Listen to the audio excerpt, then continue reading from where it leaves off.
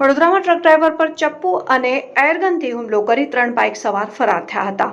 યુપીના આઝમગઢ જિલ્લામાં રહેતો નવાબ મોહમ્મદ અકમલ ખાન હાલ સુરતમાં ડ્રાઇવિંગ કરે છે। ગઈકાલે મોહમ્મદ નવાબ પોતાની ટ્રકમાં સુરતથી માલ ભરીને વડોદરા આવ્યો હતો।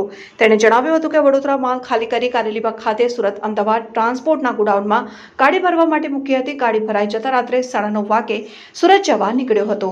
વડોદરામાં આરાધના સિનેમા પાસે રસ્તો ઓળંગતા સમયે એક બાઇક ઉપર 3 વ્યક્તિઓ આવ્યા હતા અને એકદમ મારા ટ્રકની સામે બાઇક ઊભી રાખી હતી। એક વ્યક્તિએ મને ગાળો બોલી માર માર્યો હતો, જ્યારે બીજાએ ચપ્પુ વડે હુમલો કરતા મેં ટ્રકનો દરવાજો બંધ કરી દીધા। તેને ટ્રકનો આગળનો કાચ ગનથી તોડી નાખ્યો હતો અને હું ગભરાઈને ટ્રક લઈને ભાગવા લાગ્યો હતો। તે દરમિયાન આરોપીની રમકડાની એરગન મારા ટ્રકમાં પડી ગઈ હતી અને આરોપી દરવાજા પરથી ઉતરીને બાઇક પર બેસી ગયો હતો।